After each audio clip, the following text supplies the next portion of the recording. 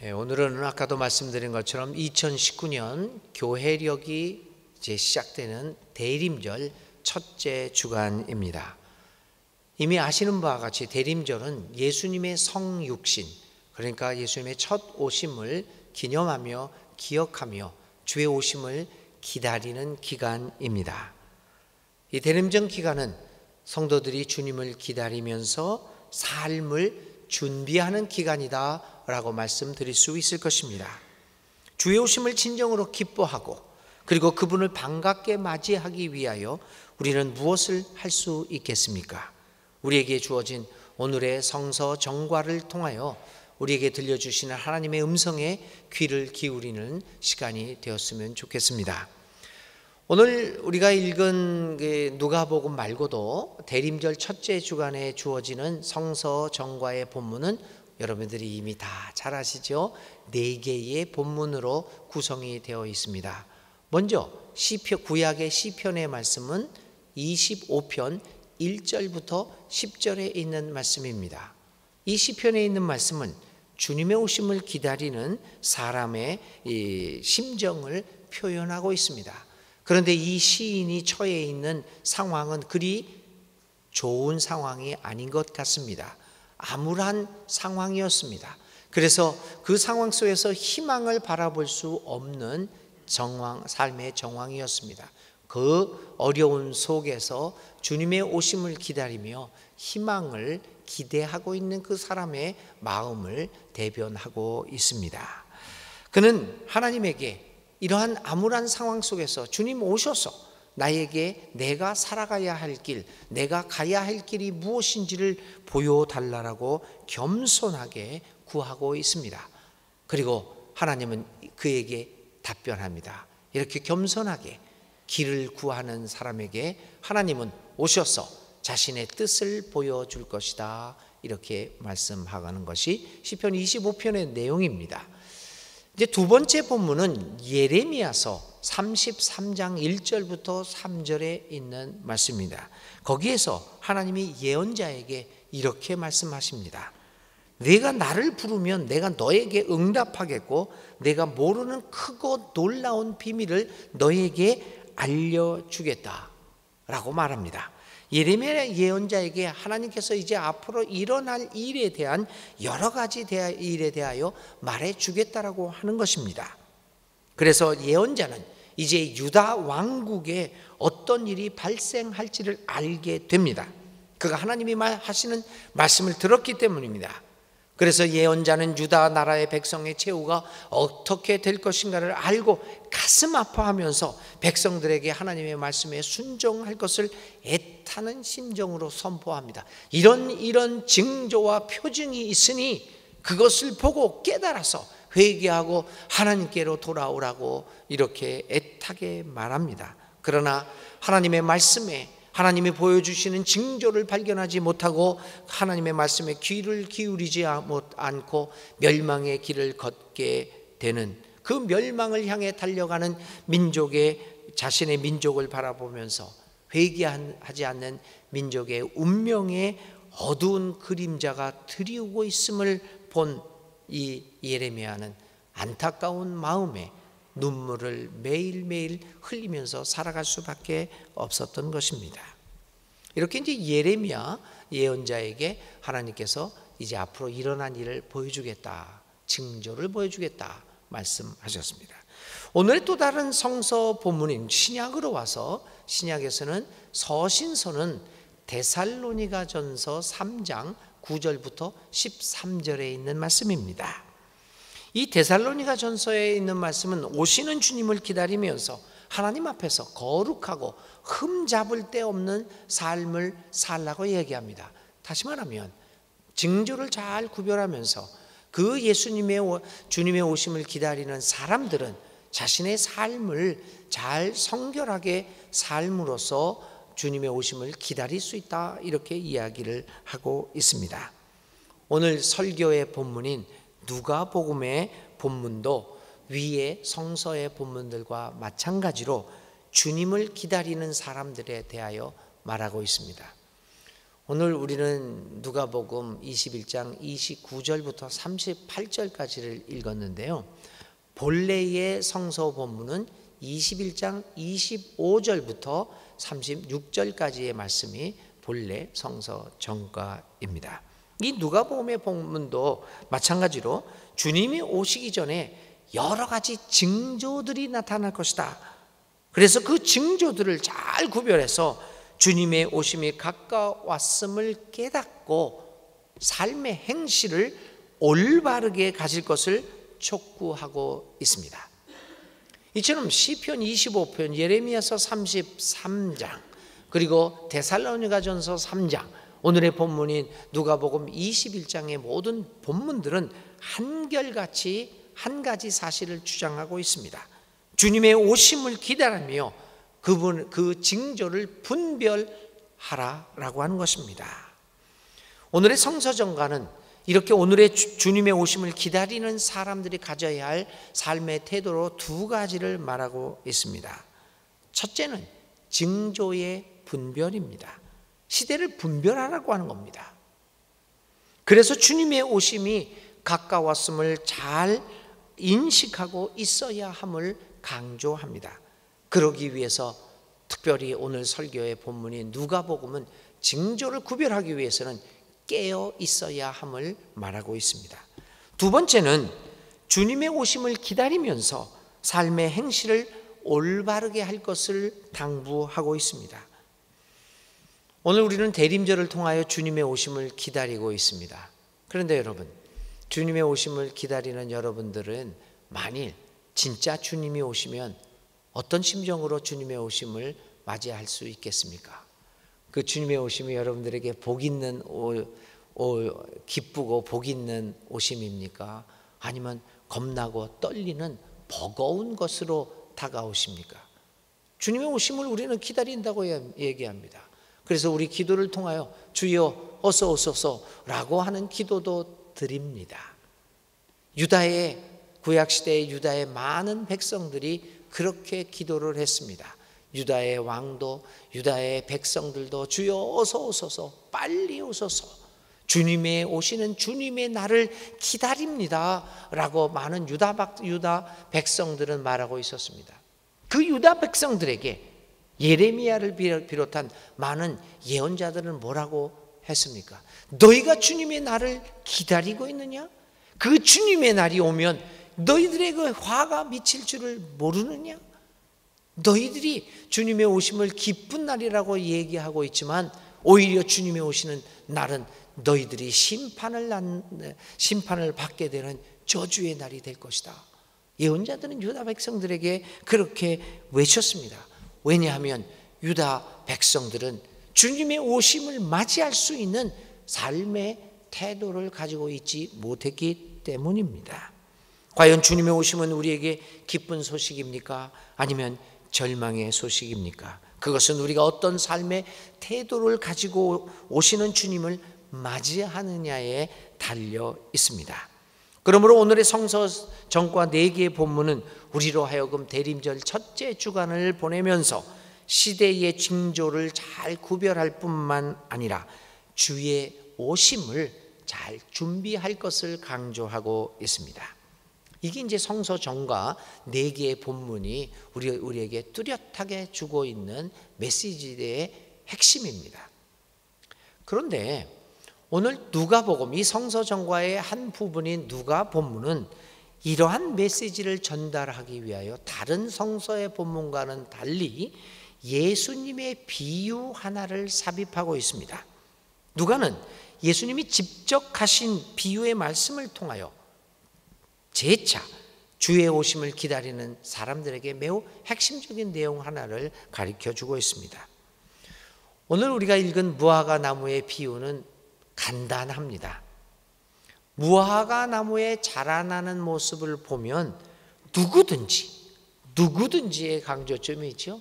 어느 누구든지 어렵지 않게 계절의 변화를 알게 된다는 것입니다.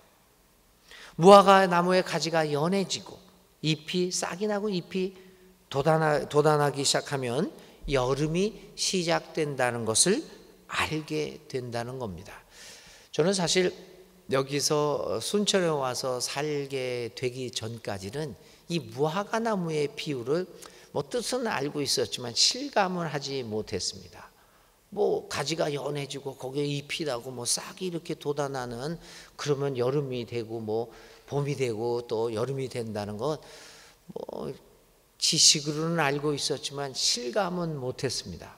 왜냐하면 제가 살고 있던 40여 년 살고 있었던 라틴 아메리카는 맨날 제가 살고 있는 그냥 푸르러서 이 나무를 보고 계절의 변화를 감지하지 못했습니다.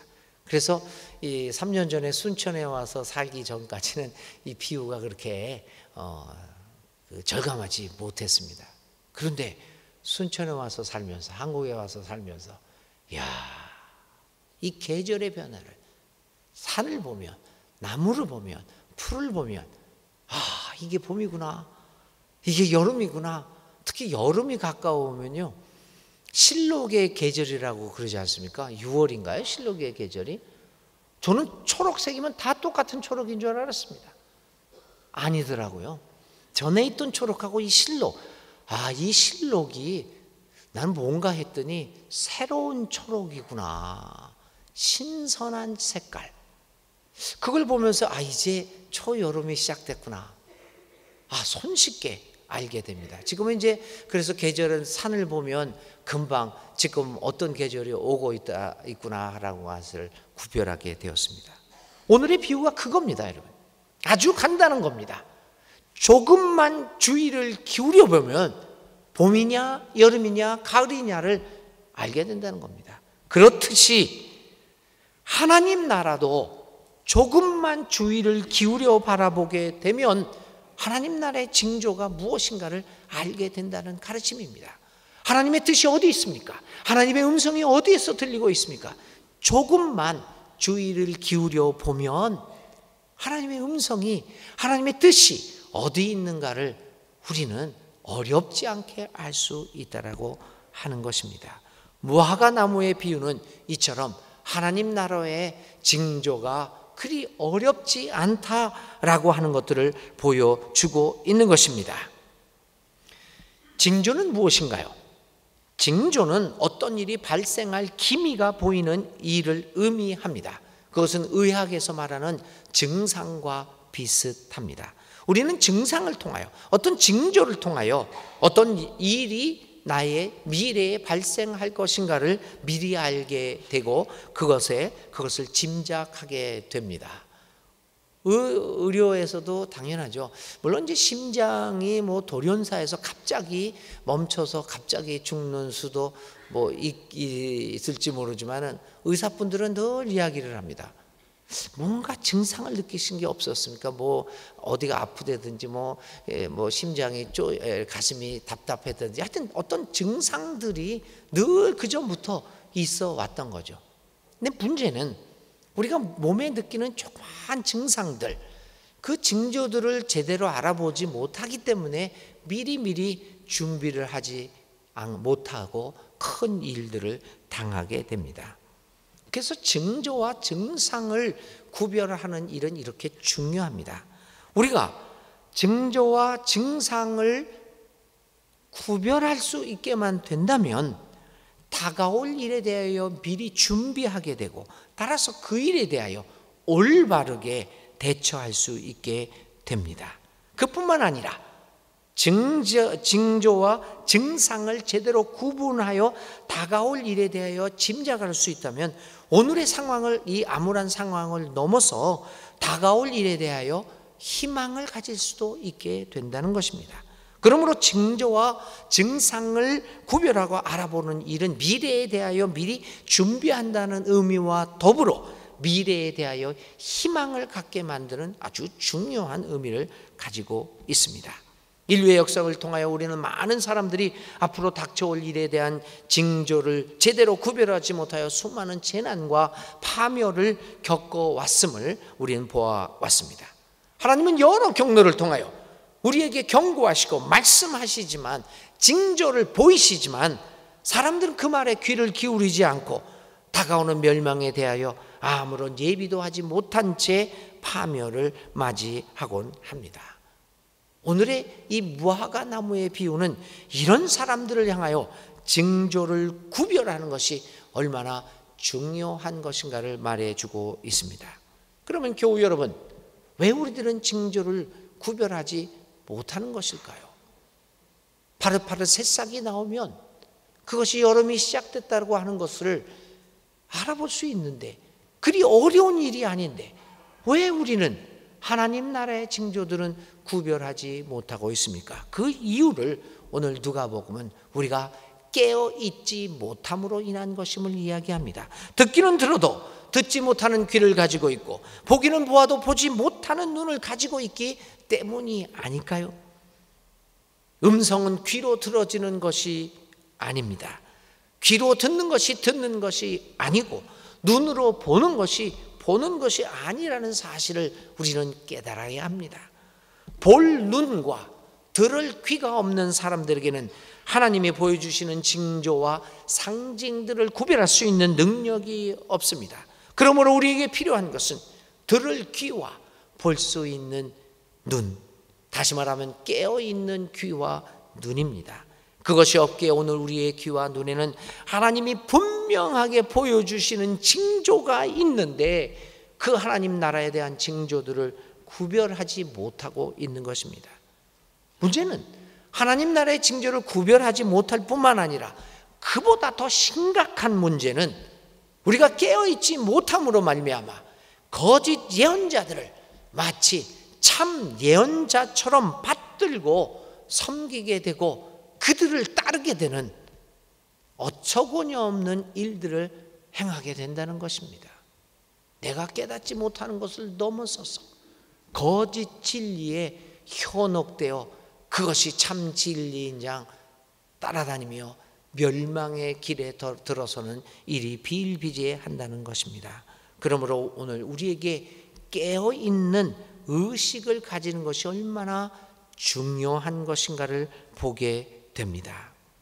예수님의 많은 치병 사역 중에서 두드러지게 나타나는 사역이 이 청각장애자와 시각장애자에 대한 치유입니다. 귀가 열려지지 않고 눈이 떠지지 않고서는 예수님의 가르침과 사역의 의미를 제대로 깨닫지 못하기 때문입니다. 그뿐만 아니라 예수님은 제자들에게도 깨어 기도할 것을 가르치셨습니다. 단순히 기도만 열심히 하는 것이 아니라 깨어 있음으로 인해서 무엇을 기도할 것인가를 제대로 알고 기도하라는 가르침일 것입니다. 깨어 기도하라고 하는 것은 열심히 믿는 것뿐만 아니라 깨어 있음으로 인해서 도대체 내가 무엇을 믿고 있는가를 제대로 알고 믿으라라고 하는 가르침일 것입니다. 이처럼 예수님의 사역에서 깨어 있다고 하는 것은 대단히 중요한 의미를 가지고 있습니다. 깨어 있어야 하나님의 도래의 징조를, 하나님 나라의 징조를 구별할 수 있기 때문입니다. 그 중에 하나가, 우리로 하여금 깨어 있게 만드는 도구 중에 하나가 성경 공부입니다. 성경은 우리로 하여금 깨어 있도록 만드는 가장 중요한 책입니다. 그런데 성경 공부는 뭡니까? 단순히 성경에 대한 지식을 성경 퀴즈 모양 아는 것이 아니라는 것입니다. 성경을 많이 읽어서 성경 지식이 풍부해지는 것이 아니라는 것입니다. 우리는 성경 공부를 통해서 우리의 의식이 깨어지는 경험을 해야 합니다. 사무엘의 어머니 이름이 한나입니다. 아버지의 이름은 엘가나입니다. 근데 세월이 흐르다 보니까요, 40대는 잘 몰랐는데 좀 더 머리가 이제 육자가 붙게 되다 보니까 이 가물가물합니다. 이 머리 좋던 사람이 가물가물합니다. 그래서 한나의 사무엘의 엄마 이름이 한난지 두난지 왔다 갔다. 30대 40대 분들은 이해를 못할 겁니다. 아버지의 이름이 엘가나였는지 엘오나였는지 가나오나 내 의식이 가고 오고 그것처럼 엘가난지 엘오난지 잘 모릅니다. 왔다 갔다 해서 설교하다가도 에로나, 사무엘의 아버지 에로나가 그러면 어떤 교인이 나중에 목사님 그거 틀렸습니다. 내가 그랬어요? 이럽니다. 여러분, 사무엘의 엄마가 한나, 아버지가 엘가나라고 아는 것도 좋습니다. 그러나 틀렸어도 큰 문제는 아닙니다. 사무엘의 이야기에서 사무엘의 하나님의 부르심이 어떤 의미를 갖고 있고 그 의미가 나의 삶을 어떻게 변화시켰나가 더 중요하다는 것입니다. 우리의 성경 공부의 주된 목적은 하나님 나라의 가치관이 무엇인가를 알게 함으로써 나의 삶의 가치관을 성경을 통해서 하나님 나라의 가치관에 점점 맞추어가는 것이 성경 공부의 주된 목적입니다. 그런 의미에서 성경은 우리로 하여금 깨어있게 만드는 가장 핵심적인 도구입니다. 우리는 이렇게 깨어있지 못함으로써 하나님의 나라의 징조를 구별하지 못하고 있습니다. 볼 수 있는 눈과 들을 수 있는 귀를 가지라고 하는 예수님의 말씀을 오늘 우리는 무화과나무에서 배우게 됩니다. 예수님의 무화과나무 비유는 오늘 우리를 향한 가르침입니다. 자신의 세계만 안주하여 그 세계가 깨어지는 것을 참지 못하는 우리들을 향하여 우리의 세계를 벗어나서 눈을 뜨고 귀를 열고 넓은 하나님의 세계로 나와서 하나님의 나라의 징조를 구별하고 그 징조에 따라 미리 준비하며 살아가라고 하는 가르침입니다. 교우 여러분, 우리들 가운데 하나님 나라의 징조를 구별하는 사람이 많아지면 많아질수록 이 교회는 사회를 향하여 하나님 나라를 보여주는 사명을 제대로 감당할 수 있을 것입니다. 하나님 나라의 징조를 구별하는 사람이 없기에 한국교회 내에서 벌어지는 여러 가지 그 일들을 그 내부에 있는 사람들은 전혀 무슨 일이 벌어지고 있는지를 깨닫지 못하고 무조건적으로 거짓된 선지자, 거짓된 지도자들을 맹목적으로 따르고 있는 것이 아닙니까? 하나님 나라의 징조를 깨닫는 사람이 많을수록 악한 세력은 점차 소멸되어질 것입니다.